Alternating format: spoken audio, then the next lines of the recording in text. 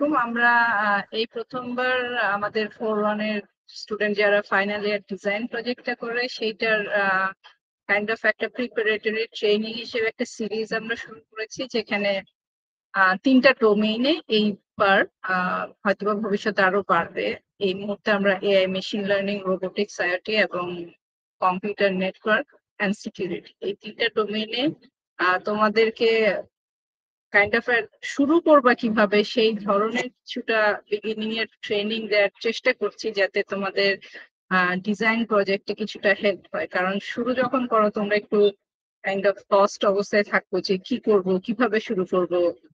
এই বিশাল নলেজ, এখন তো আসলে অনলাইনে অনেক কিছু পাওয়া যায়, কোথা থেকে শুরু করব, কি করব, কাইন্ড অফ আমি দেখি যে ম্যাক্সিমামই লস্ট অবস্থায় থাকে। সো এবার হেড স্যারের উদ্যোগেই কাইন্ড অফ এই ট্রেনিংটা আমরা শুরু করছি, এবং আমাদের প্ল্যান এটা প্রত্যেক সেমিস্টারে করার চেষ্টা করবো ইনশাল্লাহ, এবং ডিপেন্ডস অন এটা কিরকম কতটুকু ফ্রুটফুল হচ্ছে।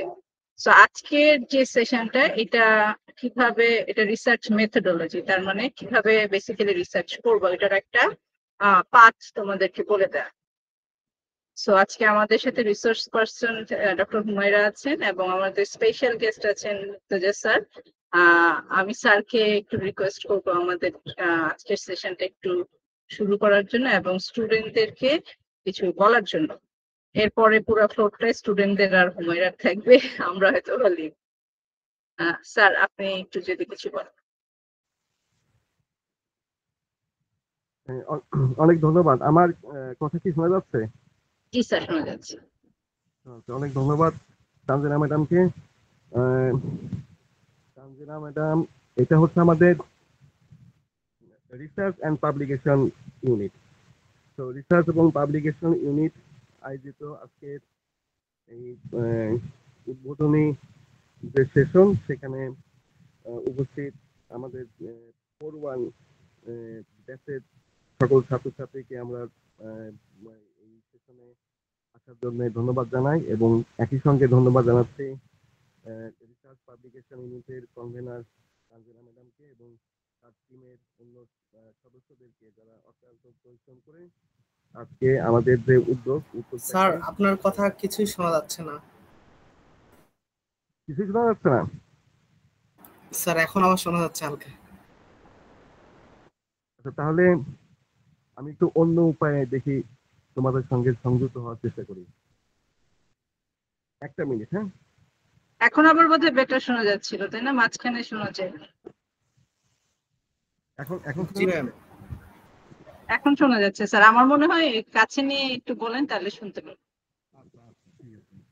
তো রিসার্চ পাবলিকেশন ইউনিট আয়োজিত আজকের যে উদ্বোধনী সেশন, সেখানে উপস্থিত সকল ছাত্রছাত্রী যারা আমাদের 4-1 ব্যাচে আছে, তাদের সবাইকে স্বাগত জানাই এবং ধন্যবাদ জানাই আমাদের রিসার্চ পাবলিকেশন ইউনিটের কনভেনার তানজিনা ম্যাডামকে এবং তার টিমের অন্য সদস্যদেরকে, যারা অক্লান্ত পরিশ্রম করে বেশ কয়েকদিন অনেক পরিশ্রম করেছেন আজকের এই উদ্বোধনের মাধ্যমে আমাদের যে ট্রেনিং সেশন আমরা শুরু করছিলাম বাস্তবায়নের জন্য। তো তানজিনা ম্যাডাম ঠিকই বলেছেন, আমরা দীর্ঘদিন ধরে চিন্তা করছিলাম যে কিভাবে 4-1 থেকে আমাদের স্টুডেন্টদেরকে রিসার্চ এবং পাবলিকেশন এবং থিসিস, যেটা আমরা বলি হচ্ছে ফাইনাল ইয়ার ডিজাইন প্রজেক্ট, সেখানে আমরা স্টুডেন্টকে কিভাবে সহযোগিতা করতে পারি। তো সহযোগিতা করতে গিয়ে আমরা কয়েকটা ডোমেইন সিলেক্ট করেছি, যেটা একটা হচ্ছে artificial intelligence, machine learning, deep learning, আর একটা হচ্ছে আমাদের কম্পিউটার সিকিউরিটি এবং relevant topic including cyber security, blockchain, এইগুলা, এবং আরেকটা হচ্ছে আমাদের আইওটি, রোবোটিক্স এবং সংশ্লিষ্ট হচ্ছে বিষয়গুলি আছে। এবং স্টুডেন্টরা আমরা একটু অ্যানালাইসিস করে দেখেছি যে স্টুডেন্টরা এই স্যার আর একটু কাছে এসে বলেন স্যার। স্টুডেন্টরা এই ধরনের টপিকগুলিতেই থিসিস বা প্রজেক্ট করতে চায়।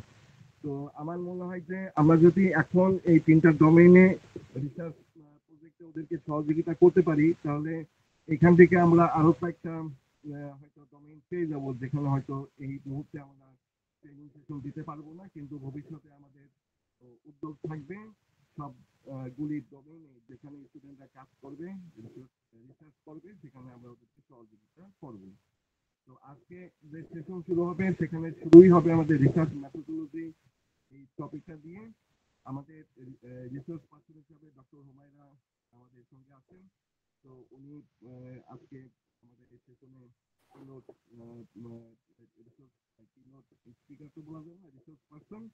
তো আমার মনে হয় যে আমাদের যে রিসার্চ প্রজেক্ট থিসিসের যে ইনিশিয়েশন প্ল্যানিং সেই জায়গাগুলিতে আমরা কিভাবে শুরু করতে পারি এবং এটাকে এই 2 সেমিস্টারে কিভাবে আমরা শেষ করতে পারি একটা বাস্তবমুখী গাইডলাইন আজকে আমাদের ডক্টর হুমায়রা আমাদের দিবে। এবং আমরা যাচ্ছি এই সেশনগুলি ম্যান্ডেটরি করতে এবং আমাদের যারা রিসোর্স পার্সন থাকবে সময় টাইম টু টাইম যারা আমাদেরকে আমাদের স্টুডেন্টদেরকে গাইড করবে ট্রেনিং সেশনগুলি দিবে, তারা স্টুডেন্টদের উপস্থিতি পার্সেন্টেজ প্রেজেন্ট কতজন কিভাবে হয়েছে সেই ইনফরমেশনগুলি আমাদের রিসার্চ পাবলিকেশন ইউনিটের কনভেনার তানজিনা ম্যাডামের সঙ্গে শেয়ার করবেন এবং এটা যেন সাস্টেনেবল হয়। আচ্ছা, আমরা যেন পরবর্তী সেমিস্টারও কন্টিনিউ করতে পারি এবং শুধু 4-1 না, আমরা হয়তো বা 3-2 থেকে টার্গেট নিব নেক্সট সেমিস্টারে, যেন আমাদের 3-2 থেকে স্টুডেন্টরা আগে থেকেই এই রিসার্চ সঙ্গে রিলেটেড ইনফরমেশন বেসিক ইনফরমেশন যেন আগে থেকে জানতে পারে এবং ওরা যেন নিজেদেরকে ওইভাবে প্রিপেয়ার করে নিতে পারে। তো আবারও রিসার্চ এবং পাবলিকেশন ইউনিটকে ধন্যবাদ এবং সেই সঙ্গে আমাদের যারা ছাত্রছাত্রী উপস্থিত হয়েছে এই সেশনগুলিতে সবাইকে আমার পক্ষ থেকে অনেক ধন্যবাদ এবং শুভকামনা জানাই। আসসালামু আলাইকুম। Thank you sir. যদিও স্যার আমরা হাফ শুনেছি হাফ শুনি নাই মনে হয়, মাঝখানে একটু মানে সাউন্ড কমে গিয়েছিল, বাট ধরতে পারছি আর কি মোটামুটি। সো তোমাদের জন্য কিন্তু স্যার আজকে এসছেন প্রথম সেশনটা ওপেনিং করার জন্য। আজকে সারাদিনই খুবই ব্যস্ত ছিল, বিকেল 5টা পর্যন্ত আমরা দুজনে 5টার পরে বের হয়েছি ইউনিভার্সিটি থেকে। So, একটা ভালো জিনিস হলো আমরা এই জিনিসটা অনলাইনে করছি, তো সো যেটা তোমাদের সুবিধা হবে যে অফলাইনে এত স্টুডেন্টকে কিন্তু আমরা অ্যাকোমোডেটও করতে পারতাম না, অথবা রুমে জায়গাও হতো না। সো অনলাইনে সেশন গুলা যে যার মতো যে যার বাসা থেকে করতে পারবা, এটা একটা সুবিধা। এবং আমি বলবো এটার বেস্টটা তোমরা নেওয়ার চেষ্টা করবা, কারণ এইরকম সুযোগ কিন্তু সবসময় পাবাও না যে আমরা এরকম করে ওয়ার্কশপ করে করে তোমাদের ট্রেনিং দেওয়া। সো এটা একটা তোমাদের জন্য বিশাল সুযোগ। সিনিয়ররা বলতেছে তারা কেন পায় নাই। সো এইখান থেকে যতটুকু শিখবা সেটার থেকেই তোমাদের থিসিসটা বা প্রজেক্ট বলো, ফাইনাল ইয়ার ডিজাইন প্রজেক্ট বলো, ওখানে অ্যাপ্লাই করার চেষ্টা করবো আর কি নলেজে। এবং আমার ফার্মলি বিলিভ করি যে এটা তোমাদেরকে হেল্প করবে। So thank you sir. এখন আমি একটু ডক্টর হুমায়রাকে তাহলে বললি যে আমাদের সেশনটা আমরা শুরু করি, আমাদের রিসার্চ মেথোডোলজি যেটা শুরু করে। আমাদের মনে হয় 9টা পর্যন্ত যাবে মোস্ট প্রবাবলি। আমাদের টার্গেট হলো 2.5 ঘন্টার মধ্যে সেশন গুলা শেষ করা। সো আজকে একটা আছে তোমাদের সাথে কিন্তু আমি পুরো শিডিউলটাই শেয়ার করেছি। উইকে 3টা করে করছি যাতে 1 মাসের মাঝে শেষ হয়ে যায়, কারণ তোমাদের তো কাজে মানতে হবে। সো সেপ্টেম্বরে আমরা ইনশাল্লাহ শেষ করে ফেলবো। মেশিন লার্নিং এ, ডিপ লার্নিং এটাতেই সবচেয়ে বেশি স্টুডেন্ট যেহেতু, ওটাতে আমাদের 8টা সেশন হবে। বাকি 2টা ফিল্ডে 3টা 4টা এরকম করে সেশন হবে। স্যার যেটা বললেন আগামী সেমিস্টারে আমরা প্ল্যান করবো 3-2 তে সবগুলা ফিল্ডে সবাইকে ট্রেনিং দেওয়া, যাতে তোমাদের কোথায় ইন্টারেস্ট এটা তোমরা বুঝতে পারো। এবার তো আমরা আলাদা আলাদা করে দিচ্ছি, কিন্তু নেক্সট সেমিস্টারে সবাই সব ট্রেনিং করবে, তাহলে তাদের ইন্টারেস্টটা বুঝতে পারবে। তো আমি এখন ডক্টর হুমায়রাকে রিকোয়েস্ট করবো সেশনটা শুরু করার জন্য। আসসালামু আলাইকুম sir, ma'am, thank you so much আমাকে এরকম একটা সুযোগ করে দেওয়ার জন্য, যে আমি হয়তো বা আমার সীমিত নলেজ স্টুডেন্টদের সাথে শেয়ার করতে পারবো। তো আশা করি ওরা কিছুটা হইলেও এখান থেকে বেনিফিটেড হবে। অ্যাটলিস্ট ওরা এতটুকু হয়তো বা ধারণা পাবে যে আসলে শুরুতেই কিভাবে শুরু করবে। তো মেইন প্রবলেম যেটা হয় যে শুরুতেই আমরা হতাশ হয়ে যাই, যেটা আমি অনেক স্টুডেন্টদের মাঝেই দেখি যে খুব আগ্রহ নিয়ে শুরু করে, বাট কিছুদিন যাওয়ার পরে তারা ওই আগ্রহটা হারিয়ে ফেলে। কারণ ওই যে সঠিক গাইডলাইনের অভাব, যে আসলে কিভাবে শুরু করবে, কতটুকু পড়বে, কোথায় থেকে পড়বে। মানে রিসার্চে তো পড়ার কোনো শেষ নাই, বাট আমরা তো সব পড়তে পারি না। কোনটা আমাদের জন্য হেল্পফুল হবে, তা আমি ট্রাই করেছি ওইভাবেই ম্যাটেরিয়াল গুলা সাজানোর আজকে, যেটা আসলে ওদের জন্য হয়তোবা হেল্পফুল হবে এটা ধরার জন্য যে ওরা আসলে শুরু কই থেকে করবে। তো আমি প্রেজেন্টেশন স্লাইডটা শো করছি।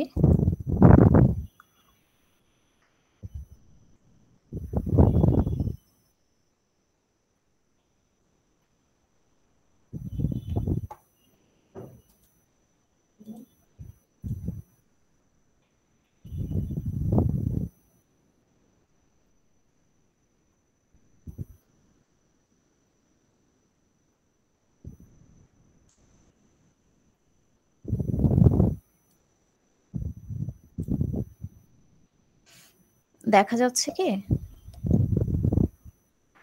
জি ম্যাম। জি ম্যাম। ওকে, সো আজকে আমাদের প্রেজেন্টেশন বা সেমিনার যেটাই বলি না কেন, সেটার টপিকটা হচ্ছে রিসার্চ মেথোডোলজি ফর বিগিনার্স। আমরা যেহেতু 4-1-এ কেবল থিসিস শুরু করেছি, অনেকের হয়তোবা টপিক সিলেক্ট হয়েছে, অনেকে এখনো পড়াশোনা করছি, অনেকের এখনো পড়াশোনাও শুরু হয় নাই। সো এক একজন এক এক স্টেজে আছি। তো আশা করি সবার জন্যই আর কি আমি যা বলবো সেটা সবারই কাজে লাগবে। তো আমি ডক্টর হুমায়রা আক্তার, আপনারা মোস্ট প্রবাবলি সবাই আমার ক্লাস পেয়েছেন, যেহেতু আপনারা এখন 4-1-এর, আপনাদের 4টা সেকশনেরই আমি মনে হয় গত 2 সেমিস্টারে ক্লাস নিয়েছি। আমার পরিচয় আর নতুন করে দেওয়ার কিছু নাই, আমরা একটু আজকের টপিকে চলে যাই। সো ফার্স্টে আমাদেরকে বুঝতে হবে যে রিসার্চ কি। আমরা অনেকেই মনে করি কি গুগল, যে আমি গুগল ঘাটলাম, কিছু ম্যাটেরিয়াল নিলাম, রিসার্চ হয়ে গেল।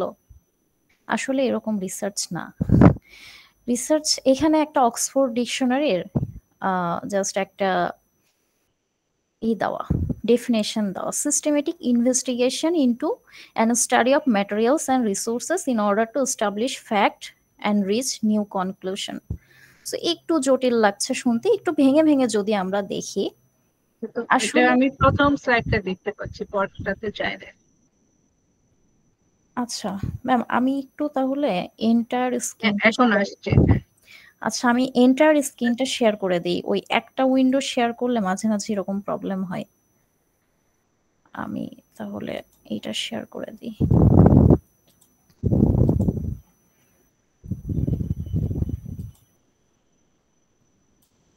এখন মনে হয় আর প্রবলেমটা হবে না। এখন কি সেকেন্ড স্লাইডটা দেখা যাচ্ছে? হ্যাঁ, দেখা যাচ্ছে। আচ্ছা, তো রিসার্চ শুরুতেই আমাদেরকে কি করতে হবে?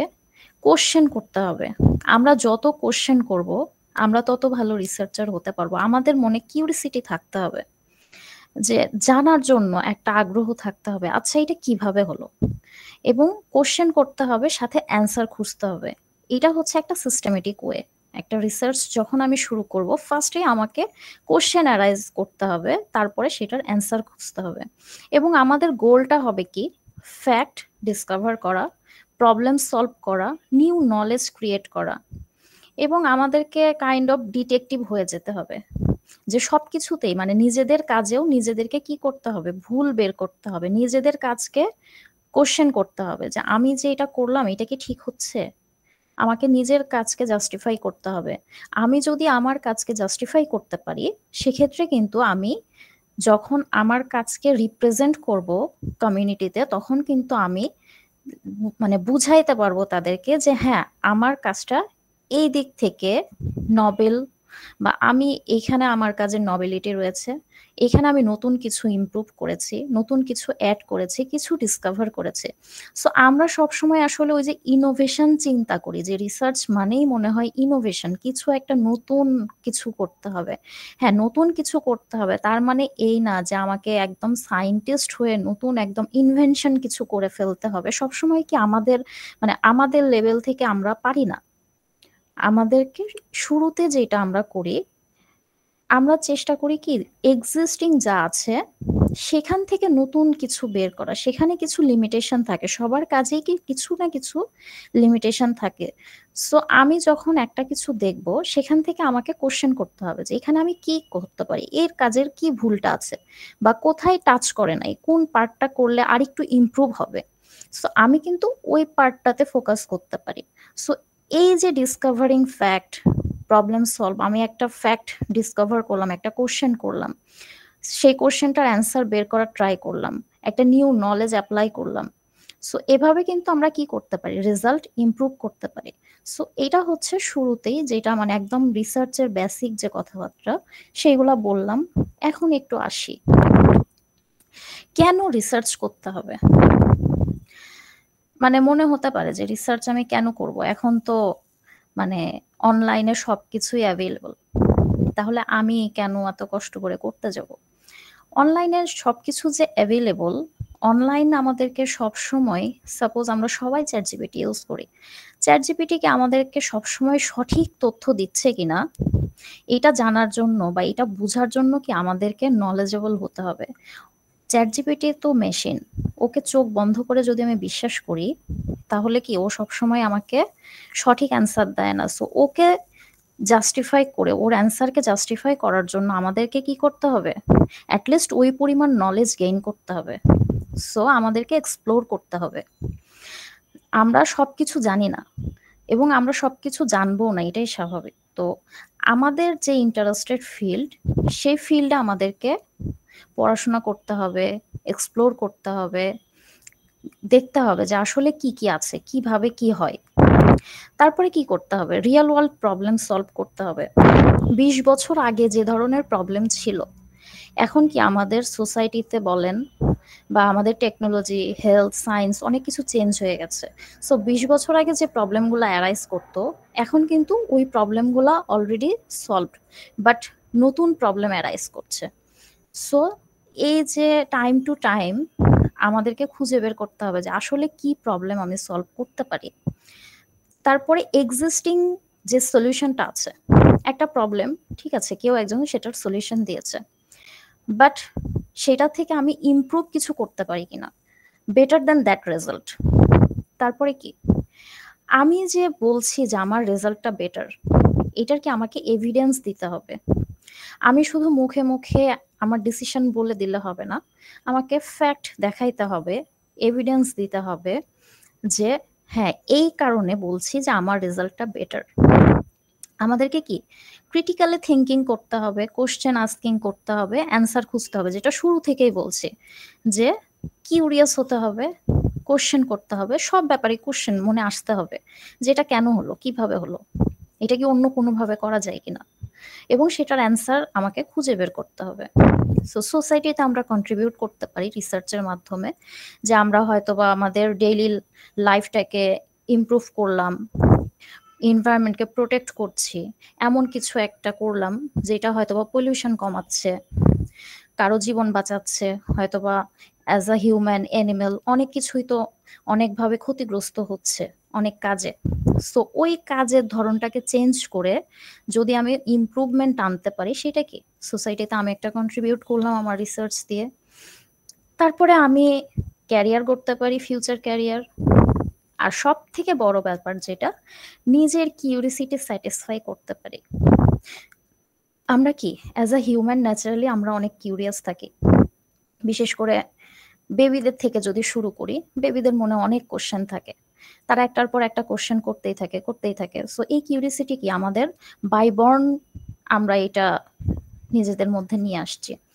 সো এই যে আমাদের কিউরিসিটি গুলা, এগুলা আমাদেরকে এখন কি করতে হবে, যখন আমরা নিজেদেরকে রিসার্চার বলবো, আমাদেরকে তখন নিজেদের ফিল্ডের দিকে কিউরিয়াস হতে হবে, নিজেদের ফিল্ডে আমাদেরকে অনেক কোশ্চেন করতে হবে এবং মানে নিজেদেরকে বোঝার চেষ্টা করতে হবে যে কেন, কিভাবে হচ্ছে এসব কিছু, কেন করব, কিভাবে করব, কিভাবে করলে ভালো হয়। তো এই যে সবসময় মনের মধ্যে কোশ্চেন অ্যারাইজ করতে হবে। এখন আসি major steps of research. So ওই যে বললাম যে শুরুতেই আসলে কিভাবে শুরু করব, রিসার্চের কোনো শেষ নাই। আমি অ্যাজ আ হিউম্যান 24 ঘন্টা পড়াশোনা করে আমার জীবনকালে আমি সব রিসার্চ পেপার পড়ে শেষ করতে পারবো না। সো ফার্স্ট অফ অল আমাকে ঠিক করতে হবে যে আমি কোন টপিকের উপরে রিসার্চ করব, কোন ফিল্ডটা চুজ করব। আমাদের ম্যাক্সিমাম ম্যাম শুরুতে একটা কথা বললেন যে আমাদের অনেক স্টুডেন্ট আছে এআই মেশিন লার্নিং এ তারা ইন্টারেস্টেড বা এআই মেশিন লার্নিং নিয়ে কাজ করছে। এখন এইখানে এআই মেশিন লার্নিং এই দুইটাও কিন্তু অনেক বড় field. So AI machine learning আমরা অনেক জায়গায় ইমপ্লিমেন্ট করতে পারি, অনেক ধরনের প্রবলেম সলভ করতে পারি। ফর এক্সাম্পল আমরা মেডিকেল সেক্টরে এআই ইউজ করতে পারি, আমরা অপটিমাইজেশনে এআই ইউজ করতে পারি। যেমন আমার পাওয়ার সিস্টেম যে প্রবলেমগুলো ছিল সেখানে আমি মেশিন লার্নিং ইউজ করেছি। তারপরে আর কি হতে পারে, আমাদের সিএসসি রিলেটেড যে ফিল্ডগুলো আছে সেগুলোতে তো আমরা পারি করতে। তো এরকম আমাকে আসলে চুজ করতে হবে যে আমি কোন টপিকের উপরে কাজ করব। আমি শুধু বলে দিচ্ছি যে আমি এআই নিয়ে কাজ করব হবে না। আপনি যদি আর্টিফিশিয়াল ইন্টেলিজেন্স লেখেন বা মেশিন লার্নিং লিখেন, হাজার হাজার অ্যালগোরিদম আসবে, হাজার হাজার টপিক আসবে। সো আমাকে আসলে আমি যদি এআই নিয়ে কাজ করি আমাকে আবার ডিসাইড করতে হবে যে এআইটাকে আমি কোন ফিল্ডে অ্যাপ্লাই করব। এবং এই যে আমি যে টপিক চুজ করছি এখানে অবশ্যই আমার ইন্টারেস্ট থাকতে হবে। আমি কারো মানে দেখা দেখি একটা ফিল্ড চুজ করব না। আমি যে ফিল্ড সম্পর্কে কিছুই জানি না সেই ফিল্ডটাও আমি চুজ করব না। হ্যাঁ, যদি করেও থাকি সেটা সম্পর্কে কি আমাকে একটু আইডিয়া নিতে হবে যে এটা আসলে আমার কাছে ভালো লাগছে কিনা। আমি চুজ করার পরে দেখলাম এটা আমার কাছে বোরিং লাগছে, ভালো লাগে না, আমার পড়তে ইচ্ছা করে না, বা এই ধরনের কিছু আমার মানে ভালো লাগছে না, সোজা কথায় যেটা, তখন কিন্তু ওইটাতে কাজ করার ইন্টারেস্টটা চলে যায়। সো শুরুতেই মানুষের কিছু প্যাশন থাকে না, আমি সাইবার সিকিউরিটি নিয়ে কাজ করব, আমি হ্যাকিং নিয়ে কাজ করব, নেটওয়ার্কিং করব।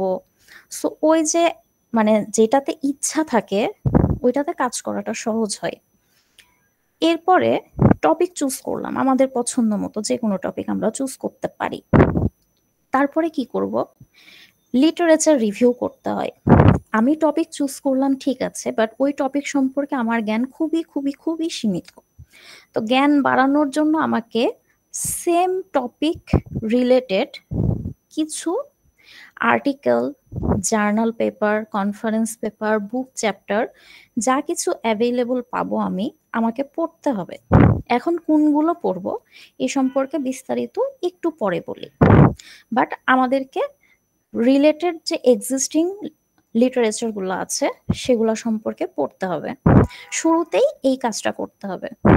এটা করার পরে আমি কি করতে পারবো, আমি আমার নিজের রিসার্চকে ডিফাইন করতে পারবো বা আমার অবজেক্টিভ ঠিক করতে পারবো যে ঠিক আছে আমি 20টা পেপার দেখেছি আমার টপিক রিলেটেড, সেখান থেকে আমি কিছু প্রবলেম আইডেন্টিফাই করেছি যেটা হয়তো বা কেউ সলভ করে নাই, বাট এটা সলভ করলে সিস্টেমটা ইমপ্রুভ হবে। আমি ওইখানে কিছু একটা অবজেক্টিভ মানে আমার অবজেক্টিভ সেট করতে পারি যে আমি ওই প্রবলেমটা সলভ করব, আমার গোলটা আমি ঠিক করলাম। এরপরে হয়তোবা কিছু হাইপোথিসিস ফর্মুলেট করা যায়, গেসিং, প্রেডিকশন, যে ঠিক আছে এটার ফলে রেজাল্টটা এরকম হতে পারে। এরপরে ওই যে বললাম এআই মেশিন লার্নিং এ যদি বলি অনেক অ্যালগরিদম আছে, আমি কোনটা চুজ করব, কোন অ্যালগরিদমটা ইউজ করব। সো আমাকে আমার রিসার্চ মেথোডোলজিটা সিলেক্ট করতে হবে। এইটা করার জন্য কিন্তু আমাকে ওই যে লিটারেচারগুলো পড়ে পড়ে আমি কিন্তু আইডিয়া পাবো যে আসলে তারা কোন ধরনের মেথোডোলজি ইউজ করেছে তাদের পেপারে। সো আমি আসলে নিউ কি করতে পারি বা ওই মেথোডোলজিগুলার রেজাল্ট যখন আমি অ্যানালাইসিস করব তখন কিন্তু আমি দেখবো যে তাদের কি লিমিটেশন আছে, তাদের অ্যাকুরেসি কমছে বা কোন অ্যালগোরিদম গুলা দিয়ে অ্যাকুরেসি ভালো পাওয়া যাচ্ছে, বা এটার সাথে ডেটা সেটটা একটু কি অন্যরকম হলে রেজাল্ট ভালো হবে কিনা। তো আমি যখনই পড়বো তখনই আমার মনের মধ্যে এই কোশ্চেন গুলা আসবে, এবং এখানে যেটা লেখা আছে decide how you will do the study. So কিভাবে রিসার্চটাকে কন্ডাক্ট করা যায় এটার জন্য আমরা এখানে কিছু এক্সাম্পল আছে, সার্ভে করা যায়, এক্সপেরিমেন্ট করা যায়, কারো ইন্টারভিউ নেওয়া যায়। সো আমরা আসলে এইগুলা তেমন করি না। আমরা যেটা সার্ভে, আসলে আমরা সার্ভেটা কিভাবে করতে পারি, আমরা বিভিন্ন পেপার দেখতে পারি। সো পেপারগুলা দেখে দেখে দেখে দেখে একটা হয়তোবা আমরা নোট করতে পারি, একটা শর্ট লিস্ট করতে পারি, একটা টেবিল বানাতে পারি বিভিন্ন পেপারে তাদের আউটকাম কি, তাদের লিমিটেশন কি, তাদের ডেটা সেট কেমন ছিল যদি ডেটা সেট থেকে থাকে, বা এই টাইপের একদম মেইন পয়েন্টগুলো আমরা নোট করতে পারি। করে সেখান থেকে আমরা কি করতে পারি, একটা ডিসিশনে আসতে পারি যে কোন মেথোডোলজিটা ভালো হবে, অথবা আমরা হাইব্রিড কিছু করার চিন্তা ভাবনা করতে পারি। তারপরে কি করতে হবে, ওই যে যদি আমাদের ডেটা কালেকশন করতে হয়, ডেটা কালেকশন করতে হবে। সো ডেটা কালেক্টিং একটা ডিফিকাল্ট জিনিস।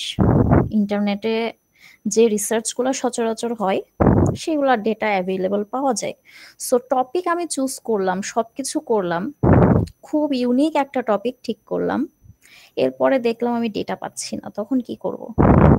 যেমন আমি যেটা মানে কিছুটা শুনেছি যে অনেকেই আমরা মেডিকেল সেক্টরে কাজ করছি, বাট মেডিকেল সেক্টরে কিছু ডেটা অ্যাভেলেবল আমরা পাই। রিয়েল ডেটা নিয়ে যদি আমরা কাজ করতে চাই, এটা পাওয়াটা খুবই ডিফিকাল্ট, কারণ একজন পেশেন্টের পারমিশন ছাড়া তার ডেটা কোনো হসপিটাল আপনাকে দিবে না। সো রিয়েল ডেটা নিয়ে যদি আমরা কাজ করতে পারি, নর্মালি এটা যে কোনো রিসার্চের ক্ষেত্রেই ডেটাটা যদি রিয়েল হয়, নট অনলাইন ডেটা, যদি রিয়েল ডেটা হয়, এটা খুবই ইফেক্টিভ। এবং এইটাই একটা ইউনিকনেস বহন করে যে হ্যাঁ, আমার ডেটাটা রিয়েল, মানে আমি কোনো অনলাইনের ডেটা নিচ্ছি না। But most of the case real data পাওয়াটা ডিফিকাল্ট। সো আমাদেরকে অ্যাভেলেবল যে ডেটাগুলো আছে সেইগুলোর উপরে কাজ করতে হয়। সো আমি কাজ শুরুতে টপিক ঠিক করলাম, একটু পড়াশোনা করলাম, করে টরে দেখলাম যে আমি আসলে যা ঠিক করেছি সেটার ডেটা পাচ্ছি না, তখন কি করব? আমি চেষ্টা করব রিয়েল ডেটা কালেক্ট করার। যদি সেটাও পসিবল না হয়, সেক্ষেত্রে কি করতে হবে, আমাকে টপিক কিছুটা চেঞ্জ করতে হবে, যে ডেটাগুলো অ্যাভেলেবল। সো আমাকে শুরুতেই আসলে সবকিছু দেখে তারপরে বাকি টাইম ইউটিলাইজ করতে হবে। আমি সব রেডি করে ফেললাম, করে টরে দেখলাম যে আমার ডেটা নাই। সো তখন আসলে এই যে মানে ওয়েস্ট অফ টাইম। তারপরে কি হবে, ডেটা অ্যানালাইসিস করতে হবে। সেটার জন্য আমাকে কিছু টুলস, সফটওয়্যার, যাই কিছু আমরা ইউজ করি, আমরা ম্যাক্সিমামে মনে হয় এখন কি ইউজ করি, পাইথন ইউজ করি। পাইথনে কোড করতে আমরা পছন্দ করি ম্যাক্সিমাম স্টুডেন্ট। সো আমার যে রেজাল্টটা, সাপোজ যদি আমি প্রেডিক্ট করি কিছু এআই দিয়ে, আমাকে প্রেডিকশন রেজাল্টটা বের করতে হবে। সেখান থেকে কি যে রেজাল্টটা আসবে সেখান থেকে আমাকে কিছু প্যাটার্ন খুঁজে বের করতে হবে, কিছু রিলেশনশিপ খুঁজে বের করতে হবে।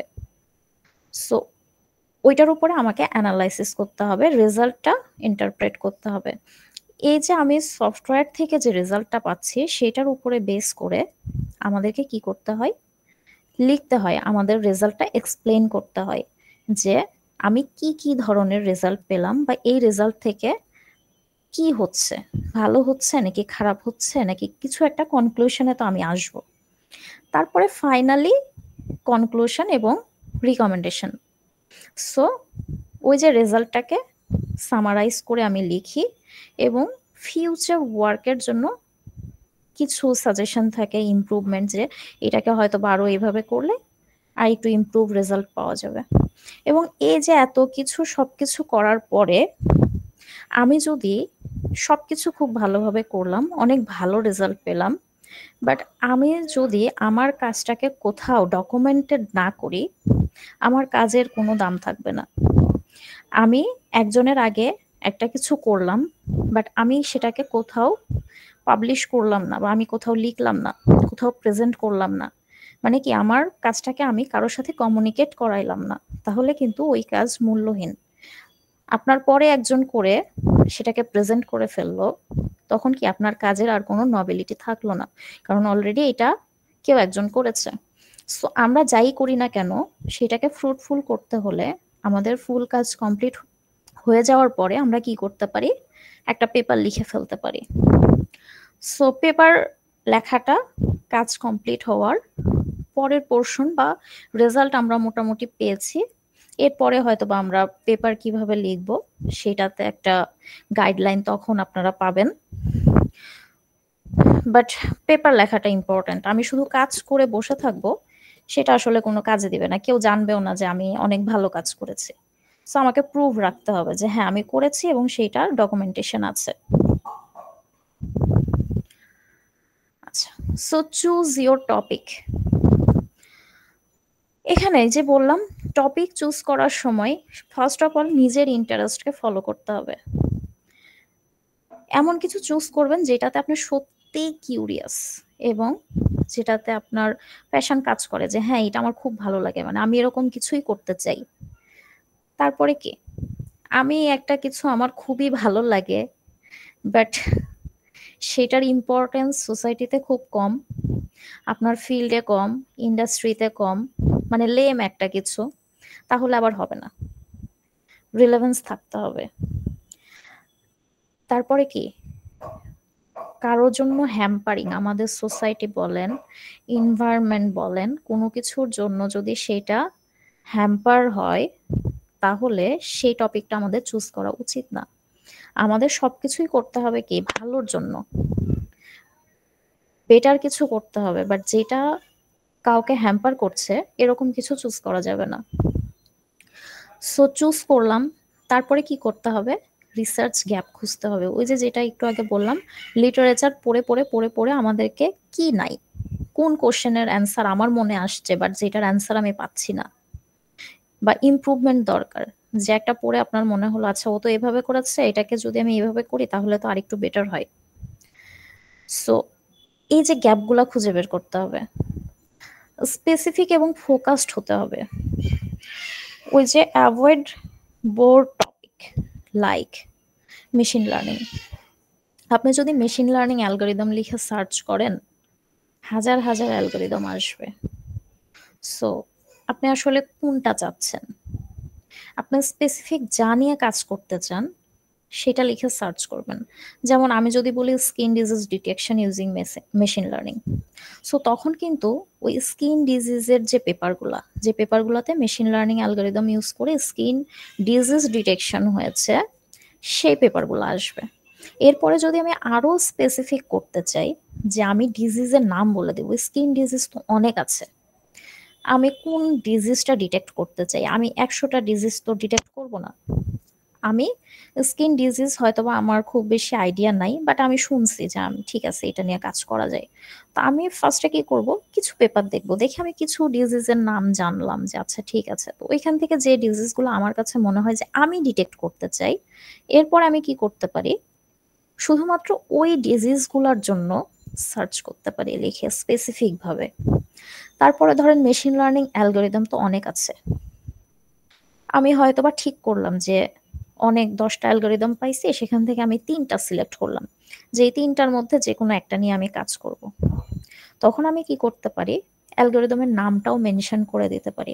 সো এইভাবে আমরা কি করতে পারি, ন্যারো ডাউন করতে পারি আমাদের আসলে কি দরকার।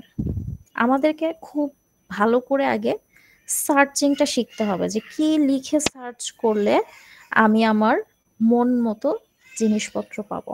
কারণ আমি যদি সঠিকভাবে সার্চ করতে না পারি, ওই যে পড়তে যে ফ্রাস্ট্রেশনে পড়ে যাব যে কি পড়তেছি, মানে দেখা গেল 1 ঘন্টা পড়ার পরে মনে হলো এটা তো আমার কোনো কাজেই লাগবে না, এটা আমি কেন পড়লাম। তো এই যে কতটুকু পড়বো, কোথায় থেকে পড়বো, এইটা স্পেসিফিক করাটা জরুরি। তারপরে কি, ফিজিবিলিটি, এনাফ টাইম, রিসোর্স এবং ডেটা আছে কিনা, যেটা আমি একটু আগে বলছিলাম যে আমরা যে ডেটা অ্যানালাইসিস করব, যে আমাদের যে ডেটাটা দরকার সেটা আছে কিনা, রিসোর্স আছে কিনা এবং এনাফ টাইম আছে কিনা। আপনাদের আর মনে হয় কতদিন টাইম আছে, 7 থেকে 8 মাস। যদি এদিক ওদিক টাইম বাদ দিই অলরেডি আমাদের মিড চলে গেছে, আমরা তো ধরি 12 মাস, বাট টোটালি আসলে 12 মাস হয় না, অলরেডি সেখানে মিড চলে গেছে। তারপরে কি, আমাদের এরপরে ফাইনাল পরীক্ষা, আবার পরে সেমিস্টারের মিড আসবে, এসব অনেক হাবিজাবি টাইমে দেখা যাবে যে যদি আমরা ঠিকভাবে চিন্তা করি তাহলে হয়তো বা 6-7 মাসের বেশি টাইম নাই। সো আমি অনেক কিছু প্ল্যান করলাম যে আমি অনেক কিছু করব, বাট এই 6 থেকে 7 মাস এনাফ কিনা এত কিছু করার জন্য? যদি এনাফ না হয়ে থাকে তাহলে কি আমাদের কাজটাকে আমাদের সংকুচিত করতে হবে, একটু শর্ট করে আনতে হবে। হয়তোবা আমরা সাব প্রবলেমে ডিভাইড করতে পারি, যে আমি যদি এতটুকু কমপ্লিট করতে পারি তাহলে হয়তো আমি পরের কাজটুকু আবার অ্যাড করব। সো এভাবে আমাদেরকে একটু চিন্তা করতে হবে যে আমাদের এনাফ টাইম আছে কিনা, রিসোর্স আছে কিনা, ডেটা আছে কিনা।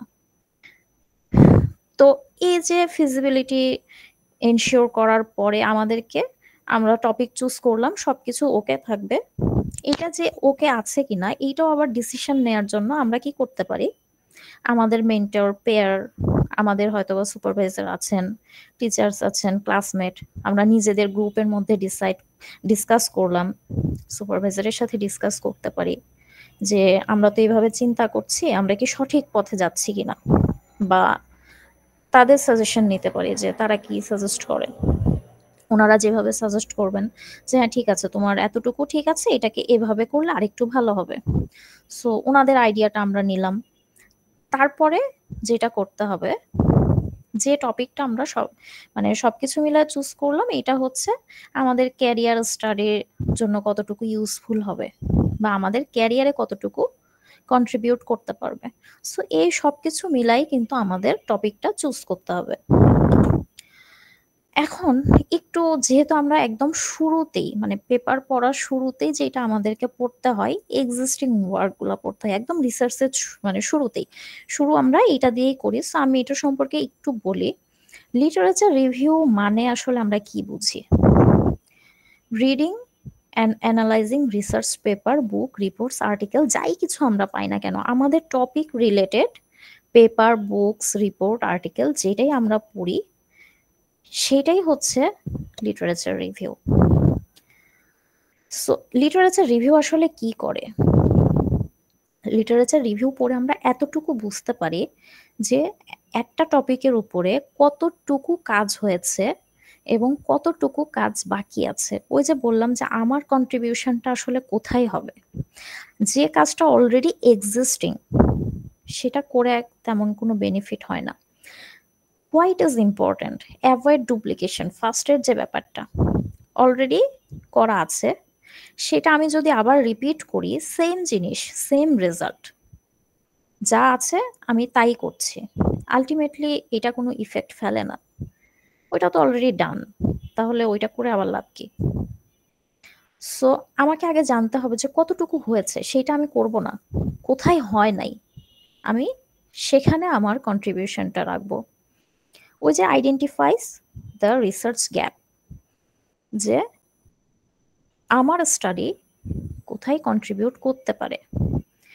Provides background, builds a foundation for your research problem. আচ্ছা, ব্যাকগ্রাউন্ড বলতে আমরা যেটা বুঝি যে আমাদের কাজটা কেন ইম্পর্ট্যান্ট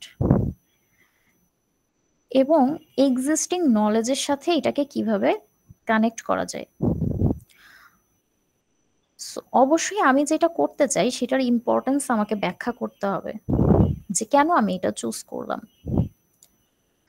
তারপরে কি করতে হবে, লিটারেচার রিভিউ কি করে, মেথোডোলজি, কোন মেথোডোলজি আমরা ইউজ করব এটা সম্পর্কে একটা গাইডলাইন দেয়। আমি যখন অনেকের কাজ দেখছি, তাদের মেথোডোলজি দেখছি, সেখান থেকে কি আমি as a new student in research field, আমি জানি না যে কোন কোন মেথোডোলজি আছে।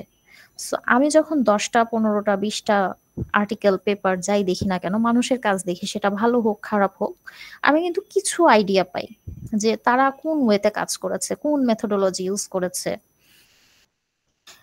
ডেটা কিভাবে কালেক্ট করেছে, রিয়েল ডেটা ইউজ করেছে নাকি অনলাইন ডেটা ইউজ করেছে, ডেটা অ্যানালাইসিস কোন টুল ইউজ করেছে, তাদের টুলটা আসলে কতটুকু অ্যাকুরেসি দিচ্ছে। সো এই সব কিছু কিন্তু আমি একটা গাইডলাইন পাবো কোথায় থেকে? লিটারেচার রিভিউ থেকে। এরপরে সাপোর্ট ইওর আর্গুমেন্টস। আমি সবকিছু করার পরে একটা কিছু রেডি করলাম, আমি যখনই বলতে যাব যে আমার এটা নতুন বা আমার এই কন্ট্রিবিউশনটা কোথাও কিছু একটা থেকে বেটার, অবশ্যই আমাকে কিছু একটা এভিডেন্স দিতে হবে যে আমি এই লিটারেচার গুলা রেখেছি, এখানে পড়েছি, এখানে এই গ্যাপটা আছে। হয়তো আপনি 10টা পেপার সাইটেশন করলেন বা 10টা পেপারে লিটারেচার রিভিউ লিখলেন যে তারা কি কাজ করেছে এবং তাদের কি কি গ্যাপ আছে।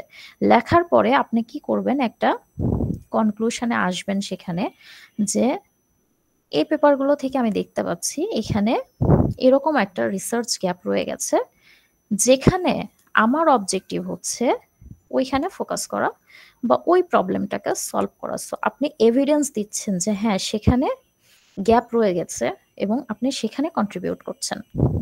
সো আপনার যে ফাইন্ডিংটা সেটাকে কি করবে তখন, শক্তিশালী করবে যে হ্যাঁ আমি সঠিকভাবে একটা কন্ট্রিবিউশন রাখতে পারছি বা আমার কাজে নবেলিটি আছে। সো রিভিউ এক্সিস্টিং ওয়ার্ক আমরা আসলে কিভাবে করতে পারি, রিভিউ পড়াগুলা কিভাবে শুরু করব? ফার্স্ট অফ অল আমাদের ম্যাটেরিয়াল তো পাইতে হবে, কোথায় থেকে পড়ব? সো সোর্স পাইতে হবে। আমরা গুগল স্কলার থেকে সার্চ করতে পারি, রিসার্চ গেট থেকে সার্চ করতে পারি, IEEE স্কলার, স্কোপাস, বিভিন্ন ইন্ডেক্স আছে, সেখান থেকে সার্চ করতে পারি। তো কি লিখে সার্চ করব সেটা আমি অলরেডি বলেছি, যতটা স্পেসিফিক করা যায় তত বেশি আমাদের জন্য সুবিধা হয়। এবং এইখানে আরেকটা জিনিস একটু খেয়াল রাখতে হবে, আমি 2025-এ একটা কিছু সার্চ করছি, আমি 2015 মানে 10 বছর আগের পেপার খুব কমই দেখব। আমি ট্রাই করব কি রিসেন্ট আর্টিকেল দেখার। 2025-এ আমি যে টপিক নিয়ে কাজ করতে চাচ্ছি সেটা নিয়ে কি কাজ হয়েছে আগে আমি সেটা দেখব। কারণ কি ওরা তো ওদের প্রিভিয়াস কাজগুলো দেখে আসছে, যে প্রিভিয়াসলি কি হয় নাই সেটাই নিশ্চয় ওরা করার ট্রাই করেছে। সো 25, 24, 23 ম্যাক্সিমাম আমি হয়তো বা 20 পর্যন্ত দেখব, কারণ আমি তো এত এত আর্টিকেল পড়তে পারবো না। So, আমি একদম রিসেন্ট ওয়ার্ক গুলা দেখবো যে তাদের কাজের কি লিমিটেশন আছে, কারণ ওই 15 পেপারে যে লিমিটেশন আছে ওইটা অলরেডি মনে হয় কেউ না কেউ সলভ করে ফেলছে, কারণ এই 10 বছর তো রিসার্চাররা বসে নাই, তারা তাদের মতো কাজ করেছে। সো আমাদের চেষ্টা থাকবে আমরা রিসেন্ট পেপার গুলা দেখবো। সো রিসেন্ট পেপার টাইটেল পড়লেই কিন্তু বোঝা যায় যে কোনটা আমাদের সাথে যায় কোনটা যায় না। তারপরে কি করব, ম্যাটেরিয়াল গুলো আমরা কালেক্ট করব, ডাউনলোড করলাম কিছু যেগুলো আমাদের কাছে একটা গ্লান্স মনে হইলো যে হ্যাঁ এটা আমার কাজে লাগতে পারে। এমন না যে আমি ফুল পড়ছি, টাইটেল দেখলাম, দেখে মনে হইলো যে হ্যাঁ কাজে লাগতে পারে, আমি ডাউনলোড করলাম। রিড ক্রিটিক্যালি, বুঝে শুরু থেকেই ফোকাস অন রিসার্চ কোশ্চেন, তারা আসলে কি নিয়ে কাজ করেছে, তাদের প্রবলেমটা কি ছিল, কোন প্রবলেম সলভ করেছে, কোন মেথড ইউজ করেছে। সবগুলা আর্টিকেল থেকে আমাদেরকে কি করতে হবে, কি পয়েন্ট হাইলাইট করতে হবে, সামারি করতে হবে, ইম্পর্টেন্ট রেজাল্ট এবং লিমিটেশন যেটা আছে আমাদের জন্য। কি লিমিটেশনটাই তো একটা প্লাস পয়েন্ট, যে আমি একটা লিমিটেশন পাইলাম ওইখানে আমি কন্ট্রিবিউট করতে পারি। সো এই জিনিসগুলোকে আমাদের সামারাইজ করতে হবে। যখনই আমি পড়বো, শুরুর দিকে আমি আমার এক্সপিরিয়েন্স যদি বলি, আমি শুধু পড়েই যাইতাম, আজকে একটা পড়লাম কালকে আরেকটা পড়লাম, এবার পড়েই যাইতাম। তো ওই উইকের মানে মানডেতে উইক শুরু হতো, সো মানডেতে যেটা পড়তাম পরের মানডেতে যে আর ওইটা মনে থাকতো না যে ওইখানে কি পড়েছে। সো হঠাৎ করে যদি মনে হইতো আচ্ছা ওই দিন তো কিছু একটা পড়েছিলাম, আবার ওইটা পড়তে হতো। সো এইখানে বুদ্ধিমানের কাজ হচ্ছে, যেদিন আমি একটা পেপারও যদি পড়ি, একদিনে আমি হয়তো একটাই পড়ছি বাট সেটাকে সামারি করে ফেলা। এমন না যে আরো 2টা 3টা দেখি তারপরে সামারি করব। ওইখানে যদি আমার কাছে কিছু ইম্পর্টেন্ট মনে হয় আমি সাথে সাথে সামারি করে ফেলবো, কারণ ওইটা যদি আমি রাখি আবার আমাকে ওইটা পড়তে হবে। বিলিভ মি, কিছু মনে থাকবে না যে আমি ওই পেপারে কি পড়েছি। আপনি আজকে একটা পড়লেন, এরপরে আরো 5টা পড়লেন, ফার্স্টেরটা মনে থাকবে না। সো আবার আমাকে কি করতে হবে, রিপিট আরেকটা টাইম ওইখানে দিতে হবে সেম কাজের জন্য। সো আমি যখন যেটাই পড়ি না কেন আমাকে নোট করে ফেলতে হবে, সেটা আমাদের সুবিধা মতো, আমাদের বোঝার মতো আমরা যে কোনো ভাবে পয়েন্ট আউট করতে পারি। এরপরে কি, অর্গানাইজ রেফারেন্সেস। সো পেপার পড়তে পড়তেই আমাদের পেপারে কিছু রেফারেন্স থাকে, সব পেপারে আমাদেরকে রেফারেন্স ইউজ করতে হয়, অন্যের পেপারের রেফারেন্স দিতে হয়। সো আমি যদি পেপার পড়তে পড়তে ঠিক করে ফেলি যে এই পেপারটাকে আমি আমার পেপারের লিটারেচার রিভিউয়ে রাখবো, এই পেপারটাকে আমি ইন্ট্রোডাকশনের মধ্যে রাখবো, এই পেপার থেকে এই একটা ডেটা হয়তোবা আমি আমার পেপারে রাখবো। সো যেটাই করি চিন্তা করি না কেন, ওইটা হয়তোবা আমি একটা নোট করে সাইটেশনটা অর্গানাইজড ওয়েতে রেখে দিতে পারি। আমরা কেউ ডক্স ওয়ার্ড ফাইলে লিখি, কেউ হয়তোবা ওভারলিপে লিখি। সো বিভিন্নভাবে আমরা কি করতে পারি, সাইটেশনগুলোকে স্টোর করতে পারি অথবা সাইটেশন ম্যানেজার ইউজ করতে পারি, আমাদের যেভাবে সুবিধা হয়। মানে আমাদের কাজটাকে আসলে আমাদের সুবিধা মতো আমাদেরকে করতে হবে। আরেকজন কিভাবে করছে সেটা যে আমারও করতে হবে এমন না। আমার যেভাবে করতে ভালো লাগে আমি সেভাবে করব, বাট কাজটা প্রপার ওয়েতে থাকলেই হলো। এখন আমার রিভিউ যেটা, যে আসলে আমি এত কিছু পড়ে যা বুঝলাম, ওই যে আবার সেই একই কথা যে সামারাইজ করতে হবে গ্যাপগুলাকে, এবং হচ্ছে আমার স্টাডিটা কেন ডিফারেন্ট, ওইটাই যে মানে এতগুলা আমি বলছি যে এরা এরা এই কাজ করেছে, তাদেরটা থেকে আমারটা তো কিছুটা ডিফারেন্ট হতে হবে। তো কিভাবে ডিফারেন্ট, এটার একটা জাস্টিফিকেশন লিখতে হয়। এখন ওই একটু আগে যেটা বললাম যে আমরা কোথায় কোথায় থেকে পেপার পেতে পারি, গুগল স্কলারে পেতে পারি, তারপরে হচ্ছে IEEE এক্সপ্লোরে পেতে পারি, এসএম ডিজিটাল লাইব্রেরি আছে, সায়েন্স ডিরেক্ট হচ্ছে ওভারলিপের যে, সরি ওভারলিপ না, সায়েন্স ডিরেক্ট হলো,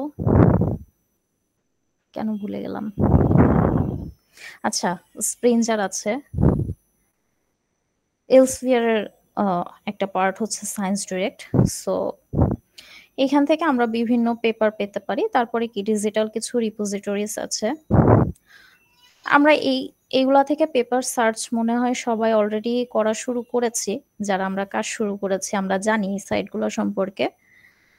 আচ্ছা এখন আমি পেপার পড়বো, বাট আমি কি সব পেপার পড়বো, সব জায়গার পেপার পড়বো? আমার কাছে একটা পেপার দেখে অনেক সহজ মনে হতে পারে, আরে বা এটা তো অনেক সহজ, এইটুকু কাজ করেই পেপার করা যায়।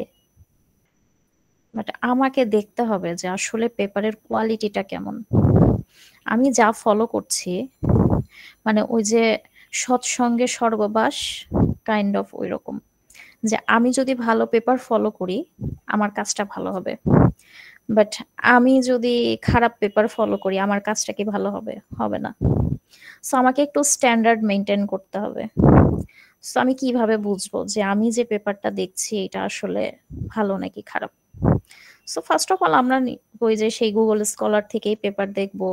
সো পেপারের আরেকটা কিছুই থাকে, যেমন পেপারের ইন্ডেক্সিংটা মানে করে যে হচ্ছে কোনো রেপুটেবল মানে ডেটাবেজে ওই জার্নালটা ইন্ডেক্সড কিনা। ওয়েব অফ সায়েন্স আছে, স্কোপাস আছে, গুগল স্কলার আছে। তারপরে আরেকটা যেটা ইম্প্যাক্ট ফ্যাক্টর, ইম্প্যাক্ট ফ্যাক্টরটা আসলে মেজার করা হয় যে ওই জার্নালের পাবলিকেশনগুলোতে সাইটেশন কেমন হচ্ছে। সাইটেশন বলতে আমরা অনেকেই জানি, অনেকে নাও জানতে পারি। সাইটেশন হচ্ছে আমার পেপার, সাপোজ আমি একটা পেপার পাবলিশ করলাম, এরপরে আমার পেপার কতজন তাদের পেপার লেখার সময় রেফারেন্স হিসাবে ইউজ করলো। সাপোজ আপনি একটা পেপার লিখলেন, সেখানে একজনের পেপারকে রেফারেন্স করলেন, সো আপনার পেপারটা যখন পাবলিশ হবে তার সাইটেশন 1 বাড়বে। সো সাইটেশনের উপরে ডিপেন্ড করে ইম্প্যাক্ট ফ্যাক্টরটা ক্যালকুলেট হয়। সো যত হায়ার ইম্প্যাক্ট ফ্যাক্টর হয় সে জার্নালটা তত বেশি প্রেস্টিজিয়াস হিসাবে ধরা হয়। আরেকটা হচ্ছে জার্নাল র্যাঙ্কিং। সো বিভিন্ন জার্নালকে তাদের ইম্প্যাক্ট ফ্যাক্টরের উপরে ডিপেন্ড করে র্যাঙ্কিং করা হয়। সো এইটা দিয়েও অনেকটা জার্নালের কোয়ালিটি চেক করা যায়। আচ্ছা এখন কনফারেন্সের কোয়ালিটি কিভাবে চেক করা যায়? কনফারেন্স পেপারও তো আমরা পড়ি। সো কনফারেন্সের হচ্ছে রেপুটেশন দেখে, তারপরে কি হয়, হাই কোয়ালিটি কনফারেন্সগুলা কি করে, রিগোরাস রিভিউ করে, তারপরে কি তাদের হচ্ছে তারা ভালো রিসার্চগুলাকে প্রমোট করার ট্রাই করে। আবার কনফারেন্স প্রসিডিং, যে আসলে এই কনফারেন্সগুলা মানে যে পাবলিশার বা অর্গানাইজেশনে এই পেপারগুলো পাবলিশ হচ্ছে তারা আসলে কতটুকু রেপুটেবল, যেমন IEEE, SCM, স্প্রিঞ্জার, এদেরকে আসলে ভালো পাবলিশার হিসেবে কনসিডার করা হয়, তো ওইখানে পাবলিশ হচ্ছে কিনা। সাইটেশন ইম্প্যাক্ট ফ্যাক্টর এইখানেও আসছে, যে যদি অ্যাভেলেবল থাকে তাহলে হয়তোবা সেটা চেক করে দেখতে পারি। অথবা জার্নাল এবং কনফারেন্স দুইটার ক্ষেত্রে যেটা আমরা করতে পারি, আমাদের যেহেতু আমরা কেবল মানে শুরুতে, তো আমরা আমাদের মেন্টর, কলিগ, আমাদের সুপারভাইজার তাদের কাছ থেকে সাজেশন নিতে পারি যে আমি এই টাইপের একটা ডকুমেন্ট রেডি করেছি, সেটাকে আমি কোথায় পাবলিশ করতে পারি। এটা হচ্ছে পাবলিশের ক্ষেত্রে। বাট ওই যে মানে পেপারের ফিডব্যাক নেওয়ার ক্ষেত্রেও আমরা হয়তোবা তাদের হেল্প নিতে পারি, যে আমি এই পেপারগুলো ফলো করছি, এইগুলা কি ঠিকঠাক আছে কিনা। আরেকটা ব্যাপার হচ্ছে প্রিডেটরি কিছু জার্নাল থাকে, তো সেইগুলো অ্যাভয়েড করতে হয়, সেগুলো আমাদের ফলো করা উচিত না, কখনো আমরা করবো না। এখন আসি একটু structure of A scientific paper. একটা পেপারে কি কি থাকে এইটা দেখার পরেই আমরা চলে যাব যে আমরা আসলে এই যে পেপারে যা যা থাকে এখান থেকে কি কি পড়বো। সো আগে একটু দেখে নেই যে আসলে কি কি থাকে। শুরুতেই কি থাকে, একটা টাইটেল থাকে। টাইটেলটা কিভাবে ডিসাইড করা হয়? টাইটেলটা হচ্ছে কোর কন্টেন্ট অফ দ্য ওয়ার্ককে রিফ্লেক্ট করে। আমি যা করেছি সেটাকে একটা সেন্টেন্সে যতটা সুন্দরভাবে রিফ্লেক্ট করা যায় আমার কাজটাকে। টাইটেলের উপরে কিন্তু অনেক কিছু ডিপেন্ড করে, যেমন আপনি শুরুতে একটা পেপার ডাউনলোড করবেন নাকি করবেন না, ওপেন করবেন নাকি করবেন না, এটা কিন্তু টাইটেল পড়েই আপনি বুঝেন। টাইটেলটাই তো আমরা আগে পড়ি। সো টাইটেলটাকে আমাদের সঠিকভাবে লিখতে হয়। এরপরে আমাদের অথরের নাম ধাম হাবি যাবে এইসব থাকে। তারপরে থাকে হচ্ছে অ্যাবস্ট্রাক্ট। অ্যাবস্ট্রাক্ট হচ্ছে টাইটেলের পরেই অ্যাবস্ট্রাক্ট সব থেকে ইম্পর্টেন্ট পার্ট একটা পেপারের। নর্মালি আমি যখন পড়তে যাই সবার আগে অ্যাবস্ট্রাক্টটাই পড়ি। অ্যাবস্ট্রাক্টে কি থাকে, আমার ফুল যে স্টাডি যা নিয়ে আমি কাজ করছি সেটার একটা সামারি থাকে। প্রবলেম স্টেটমেন্ট থেকে মানে কোন প্রবলেমটা আমি সলভ করছি, কেন করছি, কোন মেথোডোলজি ইউজ করে করছি এবং এটার রেজাল্টটা কি, এই সবগুলা কোশ্চেনের অ্যান্সারই অ্যাবস্ট্রাক্টে কনসাইজ সামারি হিসাবে লেখা হয়। এরপরে কি থাকে, ইন্ট্রোডাকশন। সো ইন্ট্রোডাকশনে যেটা থাকে রিসার্চ প্রবলেম, ব্যাকগ্রাউন্ড এবং অবজেক্টিভ। এখানে আমরা বলতে পারি যে আসলে আমরা কোন প্রবলেমটা সলভ করছি সেটা, এটার ব্যাকগ্রাউন্ড তো ওই যে বললাম যে কেন ইম্পর্টেন্ট, মানে এই প্রবলেমটা আমি কেন সলভ করব, এবং আমার অবজেক্টিভটা কি এটা ক্লিয়ার করে বলতে হবে, যে আমি স্পেসিফিক ভাবে যদি 2টা 3টা 4টা প্রবলেম সলভ করি তাহলে সেগুলাকে আমার নোট ডাউন করে ফেলতে হবে যে আমি এই প্রবলেমগুলা সলভ করছি। এবং এইখানে যেটা ইন্ট্রোডাকশনের মাঝেই হয়তোবা এটা কনসিডার করা হয়েছে সেটা হচ্ছে লিটারেচার রিভিউ। কিছু পেপারের ফরম্যাটিং এ থাকে ইন্ট্রোডাকশন, লিটারেচার রিভিউ একসাথে, কিছু পেপারের ফরম্যাটিং এ তারা বলে দেয় আলাদা করে লিখতে। সো যেহেতু এখানে লিটারেচার রিভিউ এর পার্টটা নাই, সো আমি ধরেই নিচ্ছি যে ইন্ট্রোডাকশনের মধ্যেই আমাকে লিটারেচার রিভিউটাও কাভার করতে হবে। সো আমি ওই যে রিসার্চ প্রবলেম বলবো, ব্যাকগ্রাউন্ড বলবো, অবজেক্টিভ বলার আগে আমি কিছু লিটারেচার রিভিউ করে আসব, যে আমি এই পেপারগুলা পড়েছি যেখান থেকে আমি গ্যাপ পেয়েছি, এবং কিছু রেফারেন্স ইউজ করার পরে আমি এসে একটা সামারি লিখবো যে এই পেপারগুলোতে এইসব করা হলেও একটা পয়েন্ট মিসিং আছে যেটা করা হয়নি, এবং আমার অবজেক্টিভটা হবে সেটা সলভ করা। সো এইভাবে একটা ইন্ট্রোডাকশন লেখা যায়। এরপরে যেটা আসে ম্যাটেরিয়াল অ্যান্ড মেথড, কিভাবে আমি রিসার্চটাকে কন্ডাক্ট করব, কোন ম্যাটেরিয়াল ইউজ করছি, কোন ডেটা ইউজ করছি, কোন মেথড ইউজ করছি। ফাইনালি আমি টুলস, সফটওয়্যার যাই ইউজ করি না কেন করে আমি কি পাবো, একটা রেজাল্ট বের করব। এরপরে রেজাল্টটার সামারি থাকবে আমার কাছে, সেটা টেবিল হতে পারে, ফিগার হতে পারে, বোথ হতে পারে। বোথ ম্যাক্সিমাম ক্ষেত্রে টেবিল ফিগার সবকিছু দিয়েই আমরা রেজাল্টকে রিপ্রেজেন্ট করি। এরপরে থাকে হচ্ছে ডিসকাশন। ডিসকাশনে আমরা যেটা করতে পারি, রেজাল্টটাকে ফার্স্ট অফ অল রেজাল্টটাকে ডিসক্রাইব করি। এরপরে কি করি, এক্সিস্টিং যে রিসার্চ আছে তার সাথে একটা কম্পেয়ার করি।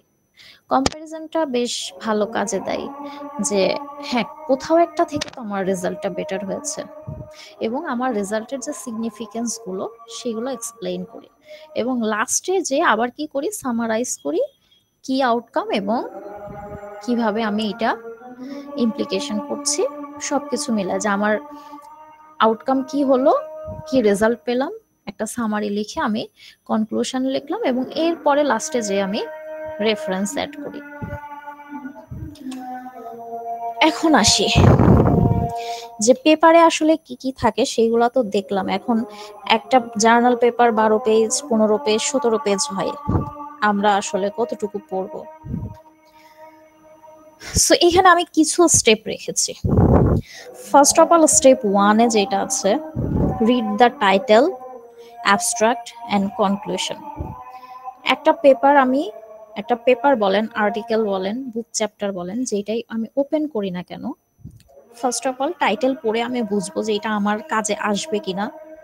যদি টাইটেল পড়ে মনে হয় যে হ্যাঁ আমার মানে আমার টপিকের সাথে যাচ্ছে, আমি অ্যাবস্ট্রাক্ট পড়ব এবং কনক্লুশন পড়ব। ওই যে অ্যাবস্ট্রাক্ট আর কনক্লুশনে আমি কি করছি, অ্যাবস্ট্রাক্টে যেটা বললাম যে প্রবলেম সলভ করছি, কি মেথোডোলজি দিয়ে সলভ করছি এবং কি রেজাল্ট পাচ্ছি, সবকিছুই কনসাইজ আকারে কিন্তু অ্যাবস্ট্রাক্টে থাকে।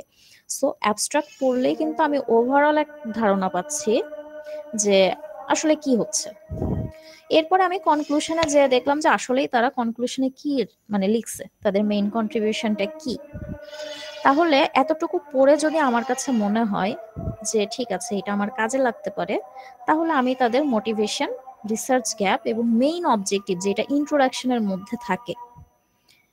মোটিভেশন হচ্ছে যে ব্যাকগ্রাউন্ড স্টাডি কেন ইম্পর্টেন্ট, রিসার্চ গ্যাপটা হচ্ছে তারা কোন গ্যাপটাকে আইডেন্টিফাই করেছে এবং তারা আসলে কি সলভ করেছে, এই তিনটা দেখলাম আমি।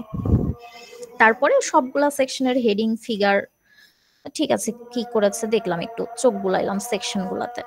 এরপরে রেফারেন্স চেক, যদি আমার মনে হয় যে আচ্ছা এই পেপারটা তো ভালো, ওরা আসলে কিসের মানে কোন কোন রেফারেন্স ইউজ করেছে একটু দেখি, আমার কোনো কাজের রেফারেন্স আছে কিনা বা ওদের রেফারেন্স থেকে কোনো পেপার আমার কাজে লাগবে কিনা, তো একটু দেখে নিলাম যদি মন চায়। এখন এতটুকু দেখার পরে আমরা ডিসাইড করতে পারি যে এই পেপারটা রিলেভেন্ট কিনা এবং আরো বেশি ডিপলি পড়তে হবে কিনা, এটা আমাদেরকে ঠিক করতে হবে এতটুকু দেখে। তাহলে এতটুকু পড়তে কি খুব বেশি সময় লাগবে? টাইটেল, অ্যাবস্ট্রাক্ট, কনক্লুশন পড়ার পরেই কিন্তু আমি ডিসাইড করব ওই পেপারটা আমি ফার্দার পড়বো নাকি ফেলে দিব। সো যদি মনে হয় এর পরে পড়বো, এতটুকু পড়ে যদি মনে হয় যে না এটা খুব বেশি কাজের না, আমি আর পড়বো না, বাদ দিয়ে দিলাম। যদি টাইটেল, অ্যাবস্ট্রাক্ট, কনক্লুশন পড়ে মনে হয় যে না এটা আমার কাজে দিবে, আর একটু ডিপলি পড়ার চেষ্টা করি। তাদের ইন্ট্রোডাকশন এবং প্রবলেম স্টেটমেন্ট কেয়ারফুলি পড়ব যে তারা কেন এই রিসার্চটা করেছে। মেথোডোলজি এবং অ্যাপ্রোচটা বোঝার ট্রাই করব যে কোন মেথোডোলজি তারা ইউজ করেছে, ঠিক আছে, টেকনিক কি ইউজ করেছে, অ্যাজাম্পশন কি করেছে, মডেল, অ্যালগরিদম, ফ্রেমওয়ার্ক কোনগুলা ইউজ করেছে। তারপরে কি করব, তাদের রেজাল্ট এবং ডিসকাশনটা দেখব যে তাদের কি ফাইন্ডিং, কি তাদের রেজাল্ট মেক সেন্স করে কিনা, ডেটা ওয়েল সাপোর্টেড কিনা, যে ডেটাটা তারা ইউজ করেছে আসলে ডেটাটা কেমন, মানে ডেটাটা ভালো কিনা বা এই ডেটা থেকে রেজাল্টটা কেমন আসছে, আমরা তো একটু পড়লে বুঝবো। এবং তাদের লিমিটেশন আছে কিনা কোনো, বা তারা কোনো ফিউচার ওয়ার্ক সাজেস্ট করেছে কিনা যে তাদের রিসার্চে এই গ্যাপটা আছে যেটা হয়তো বা ফিউচারে ওভারকাম করা যায়।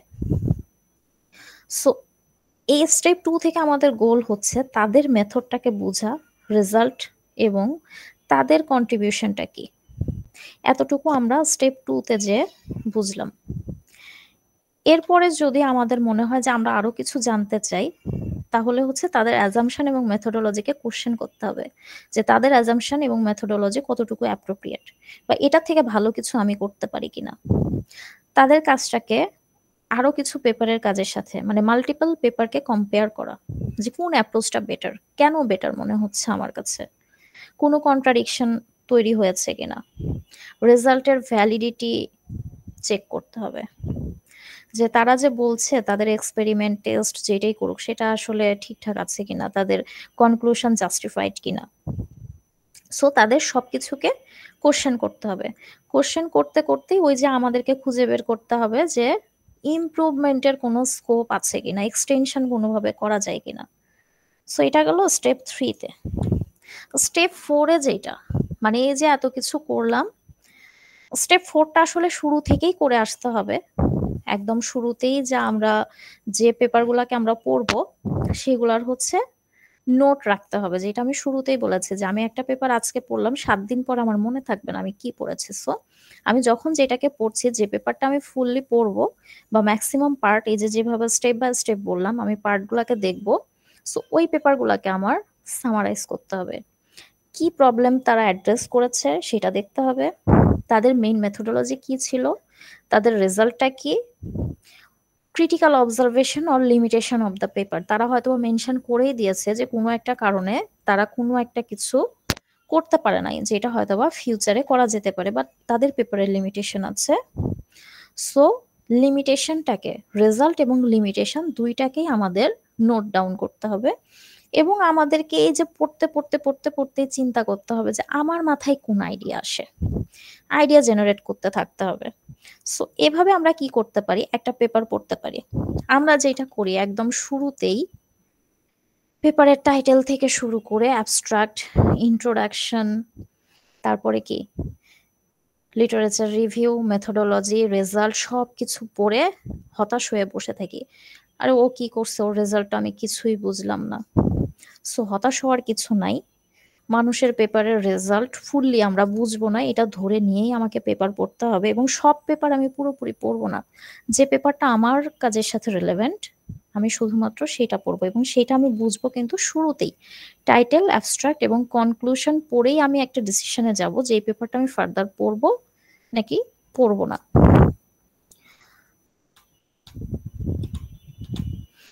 আচ্ছা, সো এতটুকু পড়ার পরে আরেকটা ইম্পর্টেন্ট কাজ যেটা শুরুতে আমাদেরকে করতে হয়, আমি যদি থিসিসের কথাই বলি, হয়তো বা আমাদেরকে আমাদের সুপারভাইজারের সাথে বসতে হয় যে আমরা আসলে কি নিয়ে মানে আমাদের রিসার্চ প্রপোজালটা কি।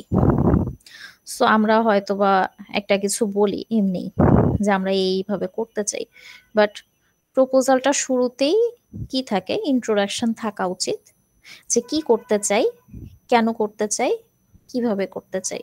লিটারেচার রিভিউ পড়ে আমরা হয়তোবা সুপারভাইজারকে বলতে পারি এই যে আমি সামারি করছি, নোট লিখছি, আমি এটা তাকে দেখাইতে পারি যে আমি তো এই ফাইন্ডিংস পেয়েছি, এই গ্যাপ পেয়েছি, আমি এইভাবে মানে আমি হয়তোবা মাল্টিপল গ্যাপ পেয়েছি, অনেকগুলা গ্যাপ আছে, তো আমি সেখান থেকে সবগুলা, ওই যে শুরুতে একটা ছিল ফিজিবিলিটি অফ টাইম, হয়তো বা আমার টাইমের মধ্যে সবগুলা ওভারকাম করা পসিবল না, আমি একটা দুইটা করব, তো কোন গ্যাপটাকে আমি মানে কোন গ্যাপটাই আমি কন্ট্রিবিউট করতে চাচ্ছি, আমি 10টা মেথোডোলজি পাইছি, কোনটা ইউজ করব এবং কেন করব, কিভাবে করব।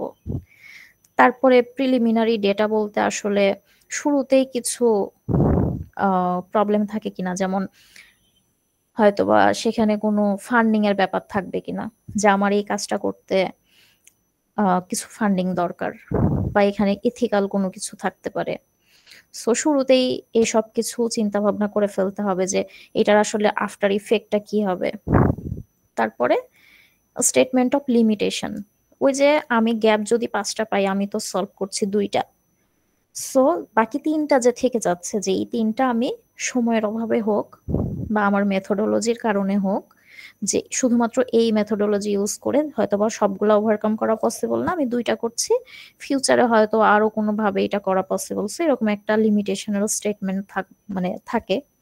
তারপরে ফাইনালি কি থাকে, কনক্লুশন থাকে, যে আসলে আমি কি করতে চাচ্ছি, কিভাবে করতে চাচ্ছি, কেন করতে চাচ্ছি, কন্ট্রিবিউশন, ইম্পর্টেন্স। ঠিক আছে? আচ্ছা, আমরা প্রায় শেষের দিকে চলে আসছি। So ethics of scientific writing, এটা একটু বলে নেই। এটা যদিও মানে আজকের পড়াশোনার সাথে খুব একটা যায় না, কারণ আমরা তো আসলে কেবল পড়ছি, লেখালেখিতে যায় নাই। বাট লেখালেখিতে যাওয়ার আগে ওই যে একটা মানে শুরু থেকেই মাইন্ডসেট আমাদের মধ্যে আনতে হবে যে আমি রিসার্চার হচ্ছি। সো মানে এটা খুব সহজ কিছু না যে আমি কোথাও একজনের পেপার পড়লাম, একটা প্যারাগ্রাফ কপি করে আমার পেপারে দিয়ে দিলাম। মানে এত সহজ কিছু না যে মাল্টিপল জায়গা থেকে আমি একটা একটা করে প্যারাগ্রাফ নিয়ে বসায় দিলাম, এটা করা যাবে না। So plagiarism is totally প্রোহ্যাবিটেড। আমরা যখন কোনো পেপার সাবমিট করি, তারা প্লাগারিজম চেক করে যে কত পার্সেন্ট কপি করেছি আমি। এক এক জার্নাল ওয়াইজ তারা একসেপ্টেন্স রেট দেয়, 20%, 30%, এরকম যে 30% পর্যন্ত প্লাগারিজম ওকে। এর বেশি যদি কপি পায় তখন বলে যে তুমি যদি তাদের যদি রেজাল্ট দেখে ভালো লাগে তখন বলে যে তুমি রিরাইট করো, প্লাগারিজম কমাও। আর যদি ভালোই না লাগে তাহলে তো কোনো কথাই নাই, ওইটা বাদ দিয়ে দেয়। আচ্ছা, তো আমরা কি করতে পারি প্লাগারিজম অ্যাভয়েড করার জন্য? রিফ্রেশ করতে পারি। ঠিক আছে, রিফ্রেশ করার জন্য বিভিন্ন টুলস আছে, সেই টুলসগুলো আমরা ইউজ করে রিফ্রেশ করতে পারি। বাট টুল ইউজ করা মানে এই না যে টুল আমাকে যা দিচ্ছে আমি জাস্ট কপি অ্যান্ড পেস্ট করব। Control-C control-V, not that one. আমাদেরকে দেখতে হবে যে তারা আসলে ঠিকভাবে রিফ্রেশ করে দিচ্ছে কিনা, বা কতটুকু রিফ্রেশ করছে, মানে সেন্টেন্সটাকে কতটুকু চেঞ্জ করতে পারছে। সবকিছু দেখে আমাদেরকে ওই সেন্টেন্সটা আমাদের পেপারে অ্যাড করতে হবে।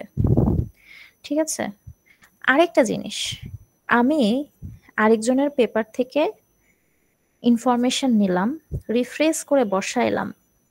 ওই যে ছবিটা দেখেন, I change a few word, তার মানে এই না যে আপনার হচ্ছে সেখানে কোনো মানে প্রবলেম থাকবে না। আপনি কারো পেপার থেকে কোনো ইনফরমেশন নিচ্ছেন, সেখানে আপনাকে কি করতে হবে? তার পেপারের রেফারেন্স ইউজ করতে হবে, তার পেপারটাকে ওই টেক্সটের মাঝে চাইট করতে হবে। সো এগুলো আমরা কিভাবে করব? হয়তোবা যখন আমরা আরেক রাইটিং স্ট্রাকচারটা দেখবো যে কিভাবে একটা পেপার লেখে, তখন হয়তোবা আমরা দেখতে পারি, অথবা আমরা কেউ কেউ জানতেও পারি। অনেকেই আমরা জানি যে পেপার আসলে রেফারেন্স কিভাবে লিখতে হয়, কিভাবে রেফারেন্স অ্যাড করি, কোথায় রেফারেন্স অ্যাড করি। সো প্লাগারিজমের ক্ষেত্রে মানে প্লাগারিজমের ব্যাপারটা আমাদেরকে মাথায় রাখতে হবে যে আমরা ডিরেক্টলি কোথাও থেকে কিছু কপি করে এনে আমাদের পেপার লিখতে পারবো না। সো এটা হচ্ছে সায়েন্টিফিক রাইটিং এর এথিক্স আর কি। So finally we have done. Research is fun. So মনে রাখতে হবে কি, কিউরিওসিটি থাকতে হবে, ডেডিকেশন থাকতে হবে। এই দুইটা যদি একসাথে থাকে তাহলে কি আপনি গ্রেট রিসার্চার হতে পারবেন, আদারওয়াইজ পসিবল না।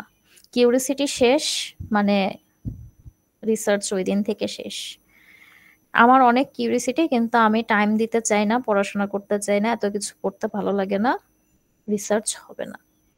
আমার কিউরিওসিটিও থাকতে হবে, সাথে কি আমার জানার আগ্রহ আছে, বাট জানার জন্য পড়তে হবে, আমি পড়তে রাজি না, এটা করা যাবে না।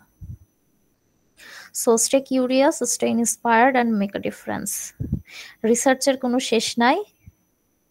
সো রিসার্চ একটা করে বসে থাকবো যে আমার কাজ শেষ, এমন কিছু না। রিসার্চার হইতে হলে সারা জীবন রিসার্চ করে যেতে হবে। এই তো, best of luck. Thank you ma'am. আপনারা সবাই নিজেদের টপিক এরপরে সঠিকভাবে চুজ করে সঠিকভাবে পড়াশোনা করতে পারবেন। এখন বলেন আপনাদের কার মনে কি কোশ্চেন আসছে?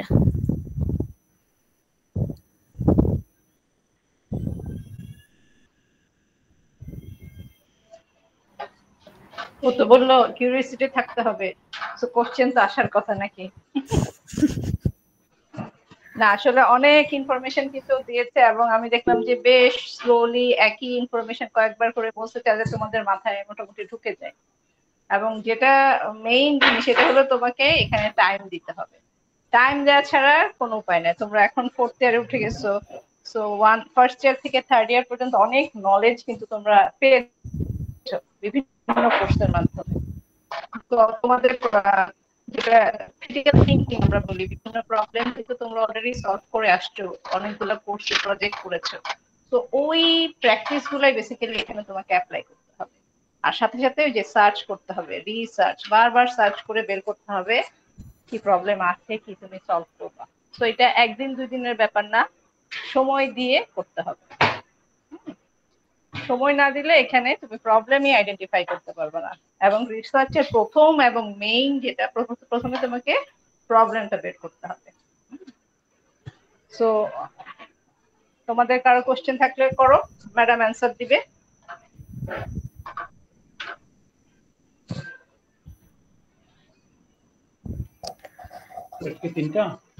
হ্যাঁ স্যার, স্যার কি হাত উঠেছেন? মুর্তজা স্যার। জি তারজানা ম্যাডাম, এখন শোনা যাচ্ছে? জি স্যার, এখন শোনা যাচ্ছে। ইলেকট্রিসিটি আসে তো এই জন্য ল্যাপটপে এখন। আচ্ছা আচ্ছা। সো এই যে আমাদের ডক্টর হুমায়রা তো A to Z সুন্দরভাবেই আলোচনা করলো। সারাদিনের কর্মব্যস্ততার পর স্টুডেন্টরাও ক্লান্ত, টিচাররাও অনেক থাকে, তারপরেও আমাদের অনেক রাত পর্যন্ত কাজ করতে হয়, রিসার্চের জন্য সময় দিতে হয়। এই যে এখন আমরা যে কাজগুলি করছি এইগুলি কিন্তু রিসার্চেরই পার্ট। রিসার্চ মানে শুধু ওই যে পেপার রাইটিংটাই রিসার্চ না, রিসার্চ মানে এখানে আমরা যে থিসিস প্রজেক্ট করছি সেটাও রিসার্চ। এবং একই সঙ্গে ওই যে ডক্টর হুমায়রা যেটা বললো যে আমাদের কাজটাকে কিন্তু পাবলিশ করতে হবে, রেজাল্টটাকে পাবলিশ করতে হবে, অর্থাৎ ডকুমেন্টেড করতে হবে, ওইটাও রিসার্চ। অর্থাৎ journal publication, conference, public attendance, কনফারেন্সগুলিতে অ্যাটেন্ড করা। তো সেই জায়গাগুলিতে খুব সুন্দরভাবে ডক্টর হুমায়রা বেসিক ইনফরমেশনগুলি শেয়ার করেছে। আমাদের মনে হয় যে স্টুডেন্টদের জন্য অনেক বেশি হেল্পফুল হবে। সো তানজিনা হেলালি ম্যাডামকে অনেক ধন্যবাদ। এবং আমাদের স্টুডেন্টদের মধ্যে কি সবাই আজকে উপস্থিত ছিল? 67 এখন আছে, 80 পর্যন্ত আমি দেখলাম, বাট 130 কিন্তু আমাদের ফোরানের স্টুডেন্ট হলো 130, তার মানে আসলে 60% এসেছে। সো যারা আজকে উপস্থিত ছিল না, কেন উপস্থিত থাকলো না, এই জিনিসগুলি হচ্ছে আমাদের এইখানে যারা উপস্থিত আছে তারা নিশ্চয়ই কোনো না কোনো থিসিস গ্রুপ, আমাদের ফাইনাল ইয়ার থিসিস প্রজেক্টের যে গ্রুপ বা টিম আছে সেই টিমের সঙ্গে তারা ইনভলভ। তাদের যারা টিমমেট বা গ্রুপমেট যারা আজকে উপস্থিত হয় না তাদের সঙ্গে ইনফরমেশনগুলি কনভে করবে। এবং তারা কেন উপস্থিত হতে পারলো না সেই জিনিসটাও আমার মনে হয় যে প্রপার ওয়েতে আমাদের রিসার্চ এবং পাবলিকেশন ইউনিটের যে কনভেনার আমাদের তানজিলা ম্যাডাম তার সঙ্গে শেয়ার করবে। কারণ হলো আমরা তো স্টুডেন্টদের জন্যই এই চেষ্টাগুলি করি, অ্যাট দ্য এন্ড ওরা যেন বলতে না পারে যে আমাদের জন্য কেউ কোনো চেষ্টা করে না। আমরা কিন্তু চেষ্টা করার জন্য সবসময় চেষ্টা করি। সো আমার মনে হয় যে আজকে সেশনটা অনেক বেশি হেল্পফুল হবে। এটা ছিল বিগিনিং, এবং ধীরে ধীরে আমাদের ডিপ লেভেলে আলোচনা হবে স্পেসিফিক ইয়েগুলিতে, ডোমেইনগুলিতে। আমাদের যারা রিসোর্স পার্সন আছে তারা ডিসকাস করবে, এবং আজকে যারা স্টুডেন্ট আছে এখানে তারা কোনো এক সময় অ্যালামনাই হয়ে যাবে। আজকে আমাদের যেমন জব ফেয়ার ছিল, সেখানে কিন্তু আমাদের অ্যালামনাই থেকে ওরা ইন্ডাস্ট্রি দিয়েছে, ইন্ডাস্ট্রি থেকে রিপ্রেজেন্ট করেছে, আমার সঙ্গে বিকাল পর্যন্ত সবাই এসে দেখা করেছে। আমরা তাদেরকে অ্যাপ্রিসিয়েট করেছি, ওরাও আমাদের ডিপার্টমেন্টকে শতভাগ দেওয়ার জন্য রেডি আছে। শুধুমাত্র কিসের জন্য? আমাদের স্টুডেন্টের লাইফ লং লার্নিং, অর্থাৎ এই আপনাদের গ্রাজুয়েশন, মাস্টার্স, পিএইচডি, জব যেখানে ওরা যাক, ওরা যেন আমাদের সঙ্গে কানেক্টেড থাকে, আমরা যেন ওদের সাপোর্টটা পাই, ওরা যেন আমাদেরকে সাপোর্ট করে, এই জন্যই আমাদের এই প্রয়াস করে। এবং ইউপি সিএসসি ডিপার্টমেন্ট 28-29 বছর হয়ে গেছে যার বয়স। আমরা চাচ্ছি যে ডিপার্টমেন্টটাকে সামনের দিকে এগিয়ে নিয়ে যাওয়ার জন্য। সো আমাদের এই চেষ্টায় সবাই আমাদেরকে সহযোগিতা করবে, এটাই কামনা করি। তো আমার পক্ষ থেকে আবারও সবাইকে অনেক ধন্যবাদ। Thank you very much. Thank you, sir. আচ্ছা, স্টুডেন্ট তোমাদের কারো কোনো কোশ্চেন আছে? না হলে 9টা তো বেজে গেছে। 9টা না, কয়টা? 8টা, 6টা বাজে। ম্যাম আমার একটা কোশ্চেন ছিল। হ্যাঁ বলো। ম্যাম সাপোজ হচ্ছে আমরা এমন একটা টপিক সিলেক্ট করলাম যে টপিকটা খুবই ইন্টারেস্টিং, এআই রিলেটেড, তো কিন্তু ম্যাম ওই রিলেটেড অন্য কোনো পেপার নাই বা কোনো ডাটা সেট নাই, কিচ্ছু নাই ম্যাম, কিছুই খুঁজে পাচ্ছি না, তাহলে সেক্ষেত্রে করণীয় কি? আচ্ছা, এটা হুমায়রা বলবে না আমি বলবো? বলেন ম্যাম আপনি আচ্ছা, বলেন। এইটা তো একটা পজিটিভ দিকও আছে। তোমরাই প্রথম কিছু করতেছো, তাই না? ওখানে কাজ নাই মানে কিন্তু তোমার অনেক স্কোপ আছে এখানে কন্ট্রিবিউট করার জন্য। তো যতটুকু কাজ হয়েছে একটু না একটু তো কিছু পাবা। তার বাইরে তোমরা যেটাই করো সেটাই দেখবা যে একটা কন্ট্রিবিউশন হবে। বাট যেটা ডাটা সেটের প্রবলেম, যেটা এইটা তোমাদেরকে একটু ডাটা সেটটা বানাইতে হবে। এই প্রবলেমটা আমরা অনেক জায়গায় ফেস করি এবং আমাদের অনেকগুলো টিম কিন্তু ডাটা সেট নিজেরা বানিয়েছে। সো এমন যদি হয় যে তুমি ডাটা সেট বানানোর স্কোপ তোমাদের আছে, রিসোর্স আছে, তাহলে ডাটা সেটটা বানাতে পারো।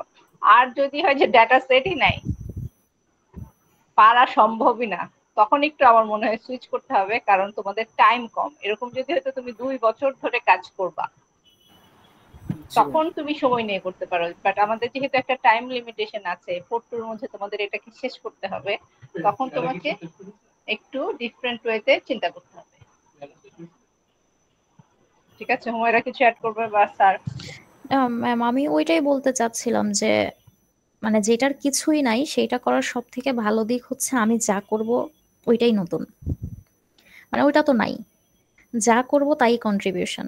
সো সামহাউ ডেটা সেট যদি ম্যানেজ করতে পারেন, দরকার হলে ফ্রেন্ডদেরকে ধরে ধরে ইন্টারভিউ নেন, সার্ভে করেন। আপনার এআই তো কিছু একটা প্রেডিকশন করবেন, সো ফ্রেন্ডদের থেকে কিছু ডেটা কালেক্ট করেন। আপনারা তো 130 জন, অনেক বড়।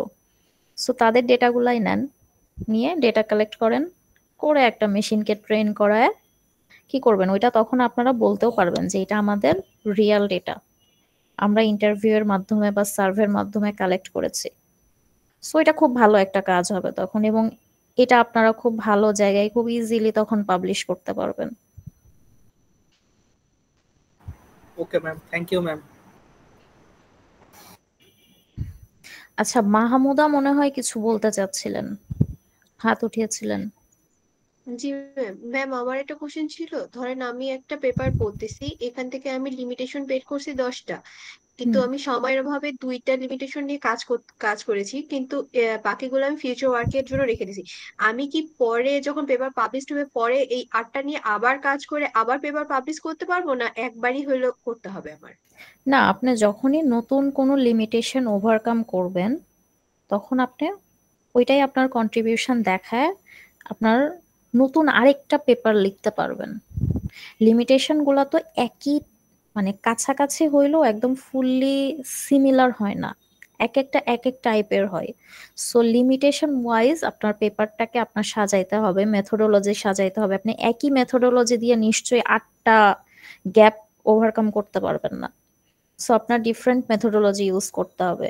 সো এই যে জায়গায় জায়গায় যে ডিফারেন্সটা আসবে, এটা যখন আসবে তখনই কি আপনার ডিফারেন্ট ডকুমেন্টেশন করতে হবে। আর ম্যাম এর মধ্যে যদি ধরেন আমার কিছু লিমিটেশন নিয়ে আরেকজন কাজ করেছে, তখন আমার সেটা বাদ দিয়ে নতুন ভাবে যেই বাকিগুলো আছে সেগুলো নিয়ে আমি কাজ করব এইভাবে?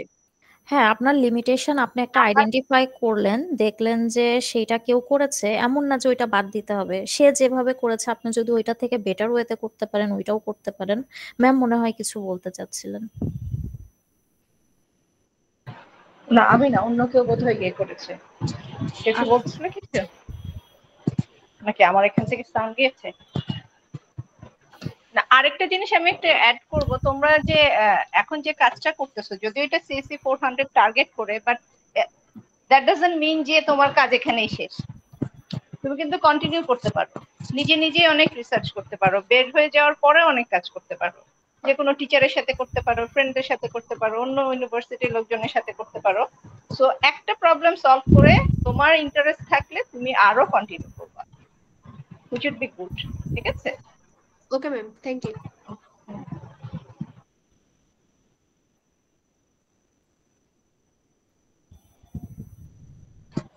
আর কারো কোশ্চেন আছে? আচ্ছা, থ্যাংক ইউ সবাইকে জয়েন করার জন্য। এবং এটা তোমাদের জন্যই কিন্তু, হ্যাঁ তোমাদের জন্য, যেহেতু তোমাদেরকে আসতে হবে। এরপরে আমরা যে ডোমেইন স্পেসিফিক কিছু ইনভাইটেশন পাঠাবো, বাট ওখানে যে যে ফিল্ডে কাজ করতেছে সেই ইনভাইটেশন পাঠানো হবে, কারণ প্যারালাল সেশন হবে তো সবাই জয়েন করতে পারবা না।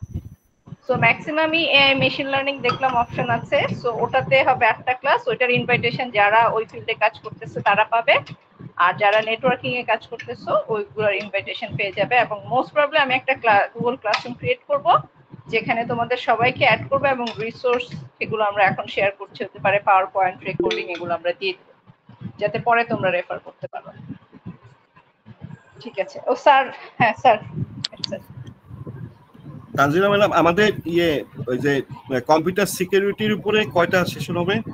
4টা হবে স্যার। সিকিউরিটির উপরে না? জি জি। আচ্ছা, আমাদের আজকে তো ইন্ডাস্ট্রি থেকে বেশ কিছু রিপ্রেজেন্টেটিভ ছিল, যেহেতু জব ফেয়ার হয়েছে। ওইখানে সাইবার বাংলা থেকে আসাদুজ্জামান নূরও আসছিল। তো ওর সঙ্গে আমি একটু ব্রডার রিসার্চ এবং এই কোলাবোরেশনের দিকে সামনের দিকে একটু মুভ করব। এবং ওদের কিন্তু ভালো একটা আছে, মানে এই সাইবার সিকিউরিটি এবং সিকিউরিটি এবং ওভারঅল কম্পিউটার সিকিউরিটির উপর ভালো ওদের নলেজ আছে। তো ওদেরকে আমরা ইনভলভ করতে যাচ্ছি, এবং আমাদের এই সেশনের পরে যে সেশনগুলি আসবে সেখানে ডেফিনেটলি এই সায়েন্টিফিক সেশনগুলিতে ওরাও ইনভলভ হবে। এবং আমাদের হার্ডওয়্যার এবং সফটওয়্যার ডেভেলপমেন্টের যে জায়গাটা আছে সেখানেও আজকে একটা ইন্ডাস্ট্রি থেকে আমাদের রিপ্রেজেন্টেটিভ ছিল, তারাও আমাদের সঙ্গে আরো ডিপ কোলাবোরেশনে যেতে যাচ্ছে। সো আমাদের স্টুডেন্টরা, আমি বিশ্বাস করি যে ডেফিনেটলি ওরা ডেভেলপমেন্টের দিকেও কোনো না কোনো টিম ওরা কাজ করবে। এটা ওয়েব ডেভেলপমেন্ট হতে পারে, বা ফিনটেক হতে পারে, অথবা স্টার্টআপ হতে পারে, মোবাইল অ্যাপ্লিকেশন হতে পারে। তো সেই জায়গাগুলিতেও আমরা হয়তো বা ইন ফিউচার আরো কিভাবে ইন্ডাস্ট্রি কোলাবোরেশন এবং স্টুডেন্টদের জন্য এই যে আমরা ইনিশিয়েটিভ নিয়েছি 3টা ডোমেনের উপরে, সেখানে আরো কিভাবে এই স্কোপ বৃদ্ধি করতে পারি সেদিকেও আমরা আশা করি কাজ করতে পারবো। জি স্যার। স্যার একটা প্ল্যান ছিল যে আমরা কিছু অনলাইন এরকম সেমিনার করলে ওরা আইডিয়া পেলো যে কি ধরনের কাজ হয়, যে যে ফিল্ডে কাজ করতেছে, তারপরে ওখান থেকে ওরা নতুন নতুন রিসার্চ আইডিয়া।